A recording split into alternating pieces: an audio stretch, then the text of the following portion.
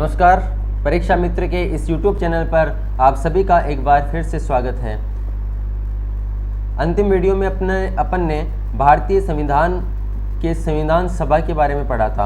आज अपन जिस पर चर्चा करेंगे वो है भारतीय संविधान के स्रोत। ठीक है, भारतीय संविधान के स्रोत क्या क्या हैं इसके बारे में अपन पढ़ेंगे। स्रोत का मतलब है, जैसा आपने एक लाइन सुनी होगी कि भारतीय संविधान उधार का थैला है।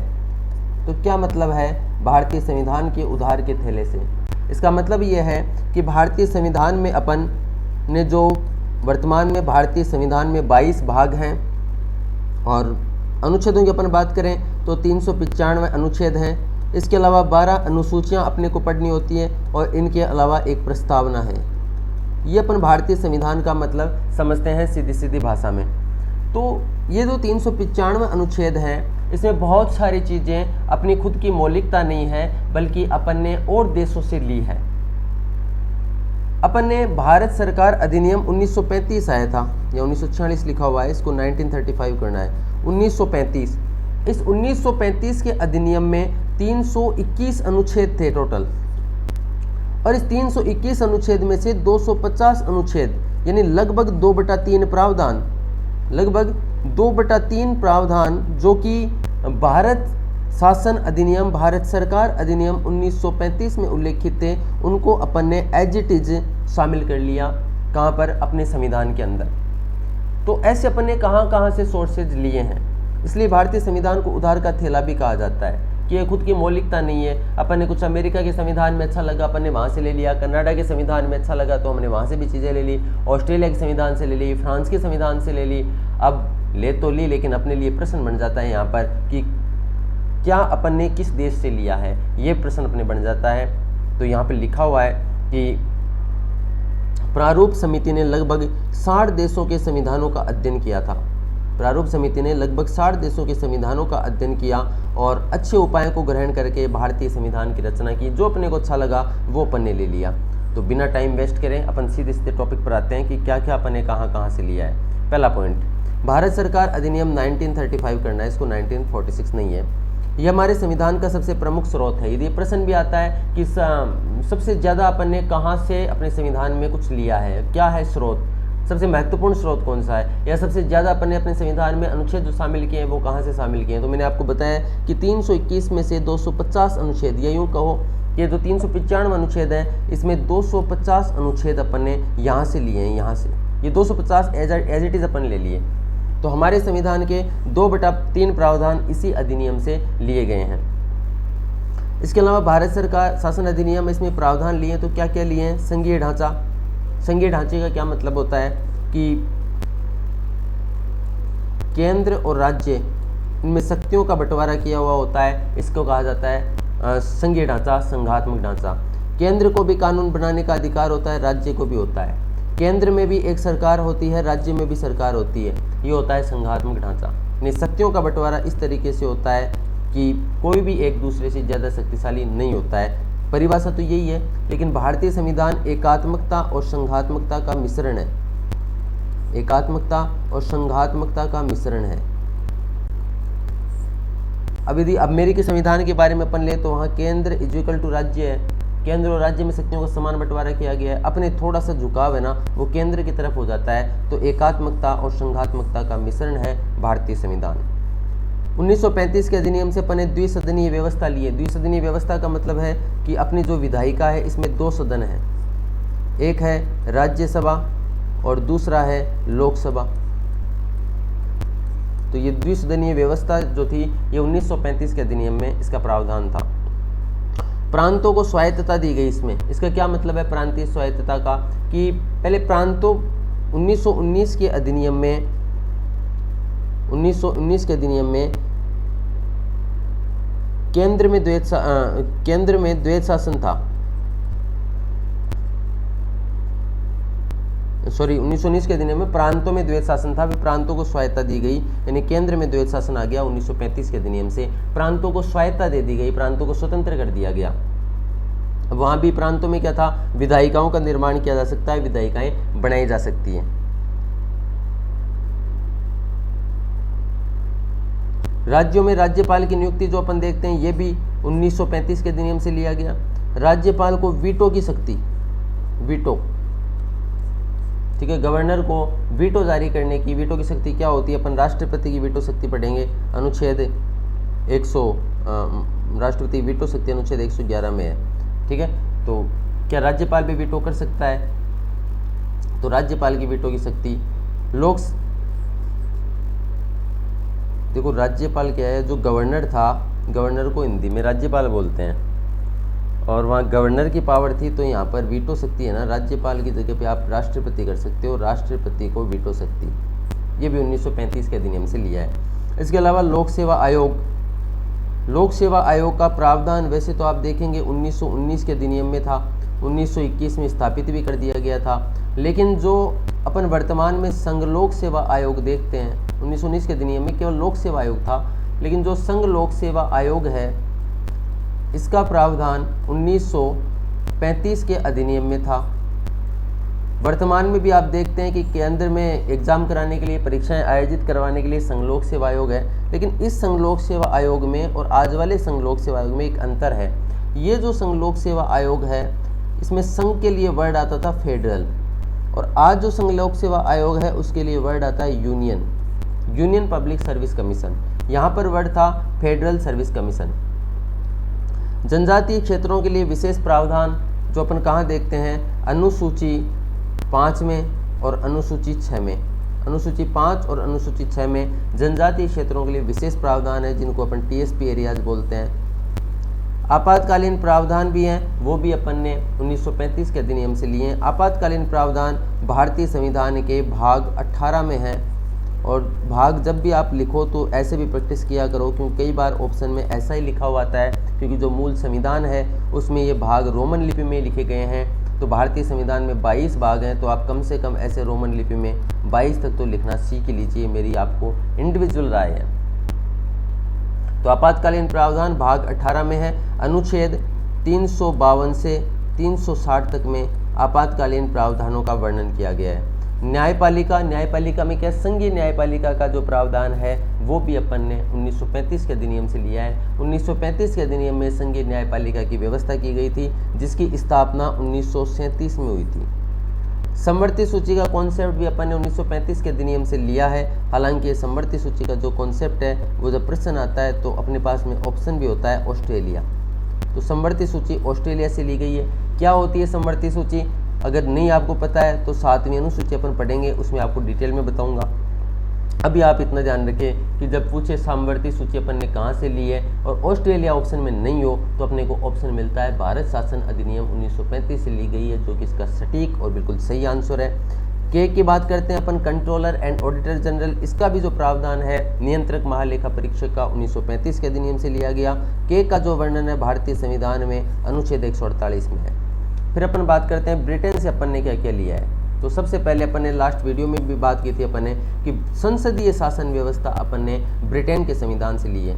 द्विसदनीय व्यवस्था, ये भी ब्रिटेन की विशेषता है। द्विसदनीय व्यवस्था देखो, भारत शासन अधिनियम 1935 आया कहाँ से, ब्रिटेन से। तो ब्रिटेन की बहुत सारी चीज़ें अपन ने ले ली, क्योंकि 250 अनुच्छेद अपन ने एज इट इज लिए हैं। द्विसदनीय व्यवस्था की अपन बात करें तो ब्रिटेन में भी जो विधायिका है उसका भी नाम संसद है। वहाँ भी 2 सदन होते हैं, एक तो है house of common, house of common जो कि अपने लोकसभा के जैसे है, यानी अपना लोकसभा वहाँ का हाउस ऑफ कॉमन, वहाँ का लॉर्ड सभा और अपने लॉर्ड सभा के जैसे है राज्यसभा, ठीक है, लॉर्ड सभा के जैसे राज्यसभा। मंत्री परिषद को निम्न सदन के प्रति सामूहिक उत्तरदायित्व, देखो जहाँ भी संसदीय शासन व्यवस्था होगी वहाँ पर मंत्री परिषद निम्न सदन के प्रति उत्तरदायी होती ही होती है, ये ध्यान रखना, ठीक है। ये तो बताने वाली बात ही नहीं है, ये तो महत्वपूर्ण विशेषता। फिर अपन बात करते हैं कि मंत्रिमंडलीय व्यवस्था है, तो मंत्रिमंडलीय व्यवस्था है ही।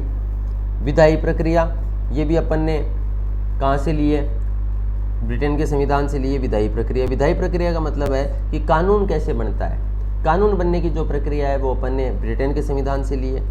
एकल नागरिकता का कॉन्सेप्ट भी ब्रिटेन के संविधान से लिया गया है। देखो संघात्मक राज्यों की विशेषता होती है दोहरी नागरिकता, दोहरी नागरिकता। जैसे दोहरी नागरिकता का एग्जाम्पल अपन ले, यूएसए के अंदर दोहरी नागरिकता है, संघात्मक राज्य जो पूर्ण रूप से संघात्मक राज्य है वहाँ पे दोहरी नागरिकता होती है। दोहरी नागरिकता और अच्छे से आप मतलब समझे तो जैसे मैं राजस्थान से बिलोंग करता हूँ तो ये मान लीजिए एक तो मैं भारत का नागरिक हूँ और दूसरा मैं राजस्थान का नागरिक हूँ, वो होगी दोहरी नागरिकता।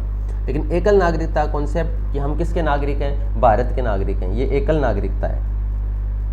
रिट जारी करने की शक्ति, रिट जारी करने की शक्ति किसकी, न्यायालयों के द्वारा सर्वोच्च न्यायालय और उच्च न्यायालय जो रिट जारी करते हैं, अनुच्छेद 32 में पढ़ेंगे यदि आपको नहीं पता है तो। अनुच्छेद 32 के तहत सुप्रीम कोर्ट रिट जारी करता है और अनुच्छेद 226 के तहत हाई कोर्ट रिट जारी करता है, ये ध्यान रखना है अपने को। विधि के समक्ष समानता, ये भी अपन ने ब्रिटेन से लिया है। विधि के समक्ष समानता अपन ने ब्रिटेन से लिया है, ब्रिटेन के संविधान से लिया है और इसका उल्लेख अनुच्छेद 14 में है। विधि द्वारा स्थापित प्रक्रिया अपन ने जापान के संविधान से ली है, इसको उठा देना ना। विधि द्वारा स्थापित प्रक्रिया अपन ने जापान के संविधान से ली है।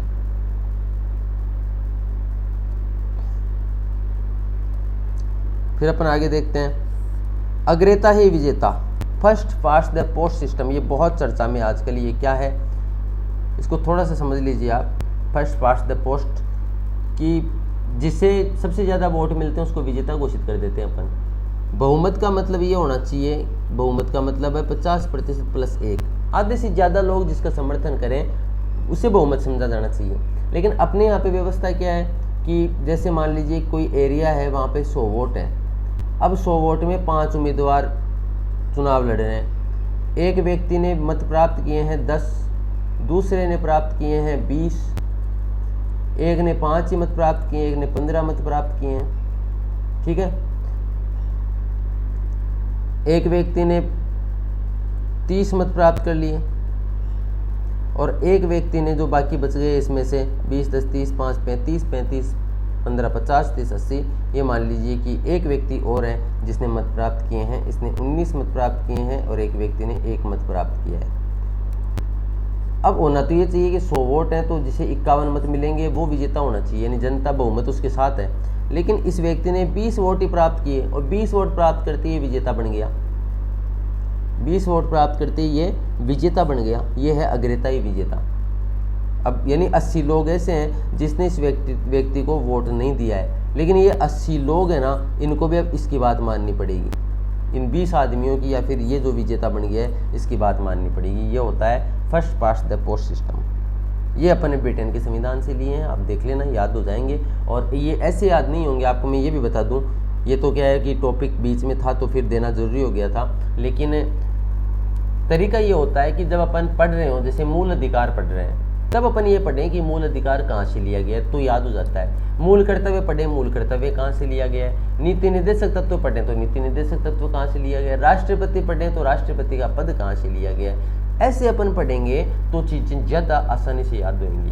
तो मेरा कहना ये है कि पूरा संविधान आप पढ़ लो, उसके बाद में आप ये देखेंगे तो ज़्यादा अच्छे से अपने को याद होएगा।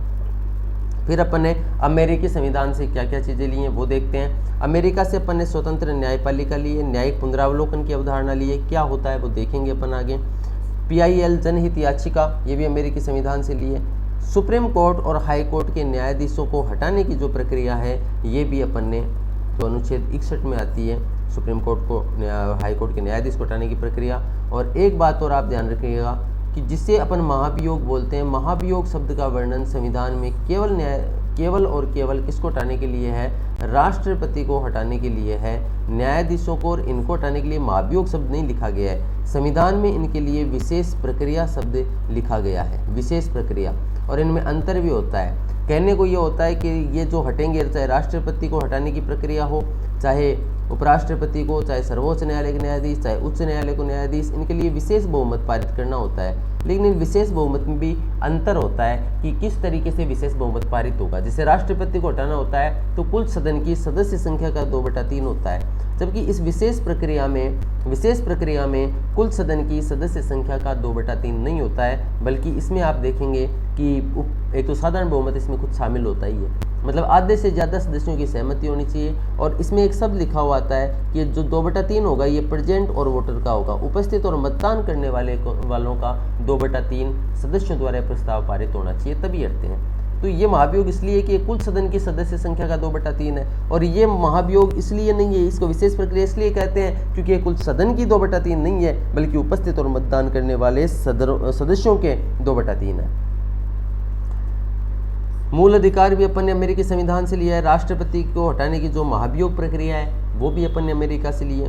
विधि का समान संरक्षण जिसका वर्णन आर्टिकल 14 में है, ये भी अमेरिका से लिया है। तो एक तो शब्द आया अपने सामने विधि के समक्ष समानता, जो कि ब्रिटेन से लिया है। विधि के समान संरक्षण, ये भी अनुच्छेद 14 में है, ये अपन ने अमेरिकी संविधान से लिया है। विधि की सम्यक प्रक्रिया, ड्यू प्रोसेस ऑफ लॉ, इसे अपन समझेंगे डिटेल में, लॉ, LAW। उपराष्ट्रपति का पद, ये भी अमेरिका से लिया है। अमेरिका का जो उपराष्ट्रपति होता है, जो वहाँ का उच्च सदन है सीनेट, सीनेट का सभापति होता है। तो अपने भी जो उच्च सदन है, कौन सा है अपना उच्च सदन? उच्च सदन है राज्यसभा, तो राज्यसभा का सभापति होता है। इस तरह अपन कहते हैं कि उपराष्ट्रपति का जो पद है वो अमेरिकी संविधान से लिया गया है। प्रस्तावना की जो पहली लाइन है, we are the people of India, हम भारत के लोग, ये भी अपन ने अमेरिकी संविधान से लिए है। अमेरिकी संविधान में कहा गया है कि we are the people of America, हम अमेरिका के लोग। फिर अपन बात करते हैं कनाडा के संविधान से अपन ने क्या क्या लिया है। कनाडा के संविधान से अपन ने परिसंघीय ढांचा लिया है, जिसमें अवशिष्ट शक्तियां केंद्र के पास में है। कल अपन ने एक बात की थी लास्ट वीडियो में, जो लास्ट वीडियो अपन ने डाला था, उसमें अपन ने बात की थी कि ये प्रावधान था कि उद्देश्य प्रस्ताव में ये प्रावधान था,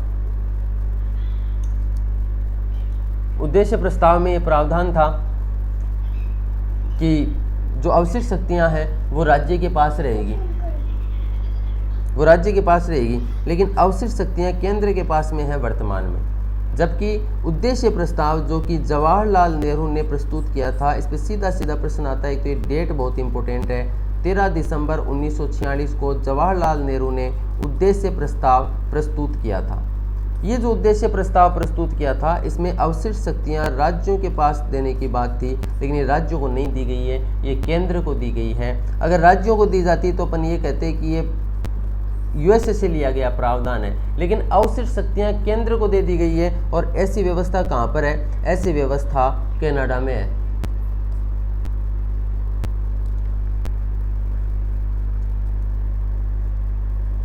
फिर बात है राज्यपाल की नियुक्ति। केंद्र के द्वारा राज्यों में राज्यपाल की नियुक्ति, ये भी अपन ने कनाडा से ली है। हालांकि कनाडा में नियुक्ति शब्द नहीं लिखा गया है, वहाँ पे मनोनयन शब्द लिखा गया है, मनोनीत होते हैं। लेकिन अपने यहाँ पर नियुक्ति शब्द लिखा गया है कि राज्यपाल की नियुक्ति की जाएगी राष्ट्रपति के द्वारा। तो ये प्रावधान भी कनाडा के संविधान से लिया गया है। सुप्रीम कोर्ट की परामर्श देने की शक्ति, जो कि अनुच्छेद 143 में है। सुप्रीम कोर्ट किसे परामर्श देता है? राष्ट्रपति को परामर्श देता है। जब अपन ये पढ़ेंगे तब एक बड़ी मज़ेदार चीज़ पढ़ेंगे कि आपको ये तो पता है कि जब सलाह मांगता है राष्ट्रपति, तो राष्ट्रपति उस सलाह को मानने के लिए बाध्य नहीं है जो सुप्रीम कोर्ट सलाह देता है। लेकिन क्या सुप्रीम कोर्ट भी सलाह देने के लिए बाध्य है क्या? तो आपको ये भी पता होगा कि सुप्रीम कोर्ट भी सलाह देने के लिए बाध्य नहीं है। लेकिन एक प्रश्न आता है, आप देखेंगे सभी किताबों में लिखा हुआ मिलेगा कि जिस पर अपना ध्यान नहीं जाता है, और आने वाले टाइम पर ये प्रश्न आप देखेंगे एग्जाम में। आज तक किसी भी परीक्षा में ये प्रश्न नहीं आया है, लेकिन अगला लेवल है ये प्रश्न का कि कौन सी ऐसी सलाह है जो यदि राष्ट्रपति मांगता है सुप्रीम कोर्ट से तो सुप्रीम कोर्ट को वो देनी ही पड़ेगी। एक तो ये है। एक ये है कि कौन सी ऐसी सलाह है जो यदि सुप्रीम कोर्ट ने प्रेसिडेंट को दे दी तो प्रेसिडेंट इसको मानने के लिए बाध्य, उसको मानना ही पड़ेगा। ये अपन पढ़ेंगे, आपके लिए ट्विस्ट है। आपको पता है तो आप बता देना, नहीं पता है तो आप इसके लिए इंतज़ार कीजिए। जब अपन राष्ट्रपति टॉपिक पढ़ेंगे या फिर अनुच्छेद 143 सुप्रीम कोर्ट का अधिकारिता क्षेत्र पढ़ेंगे, तब मैं आपको बताऊँगा। फिर बात करते हैं अपन आयरलैंड की। आयरलैंड जो है, यहाँ से अपन ने नीति निर्देशक तत्व लिए हैं। यहाँ पे एक और बात ध्यान रखने की है कि आयरलैंड ने ये नीति निर्देशक तत्व स्पेन से लिए हैं। तो एक बार एक एग्जाम लगी थी जिसमें प्रश्न था कि नीति निर्देशक तत्व कहाँ से लिए गए हैं, तो आयरलैंड से लिए हैं, सबको पता है। लेकिन आयरलैंड ऑप्शन में नहीं था, वहाँ पे ऑप्शन में था स्पेन। तो यदि कभी ऐसी कंडीशन बन जाए तो अपना भी आंसर स्पेन ही जाएगा, ध्यान रखना, ठीक है। राज्यसभा में सदस्यों का मनोनयन, ये भी आयरलैंड से लिया गया है, जो कि राज्यसभा में अपन 12 सदस्य मनोनीत करते हैं, जो कि साहित्य, विज्ञान, कला और समाज सेवा जैसे क्षेत्रों से जुड़े हुए लोग होते हैं। ये जो अपने क्षेत्र के विशेषज्ञ होते हैं, ऐसे 12 सदस्यों का राष्ट्रपति मनोनयन करता है। ये भी अपन ने आयरलैंड के संविधान से लिए हैं। राष्ट्रपति की निर्वाचन पद्धति, कौन सी निर्वाचन पद्धति? अप्रत्यक्ष रूप से निर्वाचित होता है, आनुपातिक प्रतिनिधित्व प्रणाली को अपनाया गया है, एकल स्थानांतरणीय प्रणाली को अपनाया गया है, सिंगल ट्रांसफरेबल सिस्टम बोलते हैं अपन। ये सारी चीज़ें अपन ने कहाँ से ली हैं? आयरलैंड के संविधान से ली है। दक्षिण अफ्रीका से क्या लिया है अपन ने? सबसे इंपॉर्टेंट चीज़ जिसके ऊपर प्रश्न आता है, संविधान संशोधन की प्रक्रिया, ये अपन ने साउथ अफ्रीका से ली है। और संविधान संशोधन की जो प्रक्रिया है ये अपने संविधान में अनुच्छेद 368 के तहत है। राज्यसभा के सदस्यों का निर्वाचन, ये भी अपन ने दक्षिण अफ्रीका के संविधान से लिया है। तो राज्यसभा में सदस्यों का मनोनयन की बात करें तो आयरलैंड से लिया गया है, और यदि राज्यसभा में सदस्यों के निर्वाचन की बात आएगी तो ये अपन ने कहाँ से लिया है? साउथ अफ्रीका से लिया है। ऑस्ट्रेलिया से अपन ने क्या क्या लिया है? तो एक तो अपन ऊपर ही चर्चा कर चुके हैं समवर्ती सूची की। समवर्ती सूची का कॉन्सेप्ट जो कि भारत शासन अधिनियम 1935 में भी था, ये अपन ने ऑस्ट्रेलिया के संविधान से लिया है। दोनों सदनों की संयुक्त बैठक का प्रावधान, ये भी ऑस्ट्रेलिया से लिया गया है। कहाँ पर है संयुक्त बैठक का प्रावधान? अनुच्छेद 108 के अंदर है, जिसमें यह भी कहा गया है कि अनुच्छेद 118 में कहा गया है कि संयुक्त बैठक की अध्यक्षता लोकसभा अध्यक्ष करता है, अध्यक्ष नहीं होगा तो उपाध्यक्ष करता है, उपाध्यक्ष भी नहीं होगा तो राज्यसभा का उपसभापति करता है, सभापति नहीं करता है, ये ध्यान रखना है। प्रस्तावना का प्रारूप ऑस्ट्रेलिया से लिया है। देखो प्रस्तावना तो अपन ने कहाँ से ली है? प्रस्तावना तो अपन ने लिए अमेरिकी संविधान से, और प्रस्तावना के प्रारूप की बात आएगी तो प्रारूप अपन ने ऑस्ट्रेलिया से लिया है।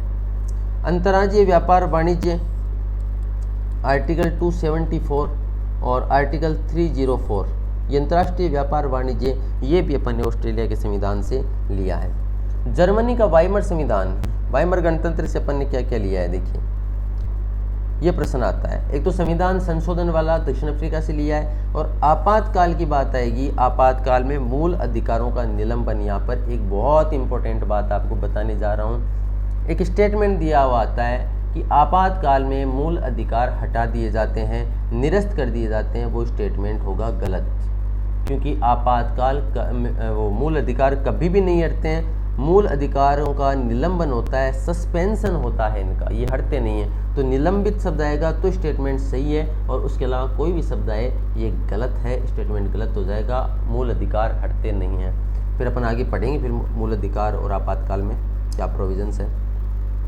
फ्रांस के संविधान से अपन ने गणराज्य लिया है।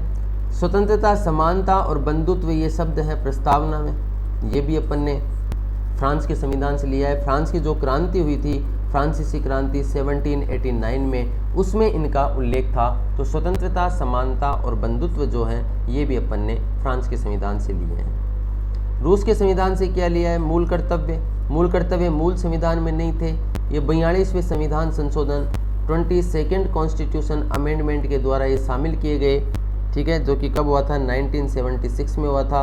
उसके द्वारा ये शामिल किए गए। एक तो अलग से भाग बनाया गया, कौन सा? भाग 4 का, और अनुच्छेद बनाया गया 51 का। इसमें मौलिक अधिकारों का प्रावधान था। कितने मौलिक अधिकार थे? 10 मौलिक अधिकार थे। स्वर्ण सिंह समिति की सिफारिश पर इनको शामिल किया गया था। सामाजिक, आर्थिक और राजनीतिक न्याय, सीधा सीधा ये भी पूछ लेता है कि न्याय कहाँ से लिया गया है, तो रूस के संविधान से लिया गया है। सामाजिक, आर्थिक और राजनीतिक न्याय की बात की गई है रूस के संविधान में और भारतीय संविधान की प्रस्तावना में। जापान से विधि द्वारा स्थापित प्रक्रिया, मैंने ऊपर बताया था जब अपन ब्रिटेन के संविधान के बारे में पढ़ रहे थे तब वहाँ पे भी लिखा हुआ था विधि की स्थापित प्रक्रिया। तो विधि की स्थापित प्रक्रिया ब्रिटेन से नहीं ली गई है, विधि की स्थापित प्रक्रिया है ये जापान के संविधान से ली गई है। अब अपने पास में जब प्रश्न आता है क्या भारतीय संविधान उधार का थैला है मेंस में, तो ये सब अपने को लिखना पड़ता है स्रोत कि भारतीय संविधान में कहाँ कहाँ से क्या क्या स्रोत लिए गए हैं। फिर बताना है कि इसलिए भारतीय संविधान को उधार का थैला कहा जाता है, और उसके बाद में अपन बताएंगे कि भले ही इसे उधार का थैला कहकर के इसकी आलोचना की जाए, लेकिन वास्तव में ये आलोचना नहीं है। जिनमें भी जो भी अच्छाई होती है वहाँ से अच्छाई को ले लेना कोई गलत बात नहीं होती है। और भारतीय संविधान की गरिमा आज 70 वर्ष के बाद भी बनी हुई है, उसका वो इसी कारण बनी हुई है कि अपन ने जिन देशों के संविधानों में अच्छी विशेषताएँ थी वो अपन ने ले ली। और अब जो बहुत से ऐसे देश हैं जो अपना संविधान जब बनाते हैं तो भारतीय संविधान का अनुसरण कर रहे हैं। यहाँ तक कि भारत के जो संविधान विशेषज्ञ हैं उनको वहाँ बुलाया जाता है, उनकी राय ली जाती है, जैसे नेपाल ने ऐसा किया, बहुत सारे देशों में ऐसा हुआ है। तो ये बात अपने को लिखनी है उसमें। और उसके अलावा बहुत सारे देश भारतीय संविधान का अनुसरण कर रहे हैं, अपने संविधानों में संशोधन कर रहे हैं, उसमें भारतीय संविधान की विशेषताओं को शामिल कर रहे हैं। ये है भारत के संविधान की स्रोतों के बारे में अपन ने पढ़ा कि क्या क्या सोर्सेज हैं। Lot of thanks for discussion. Next class में अपन प्रस्तावना की क्लास लेंगे। प्रस्तावना का वीडियो आपको मिलेगा और बहुत ही जल्दी मैं उपलब्ध करवा दूंगा आपको। Lot of thanks for discussion.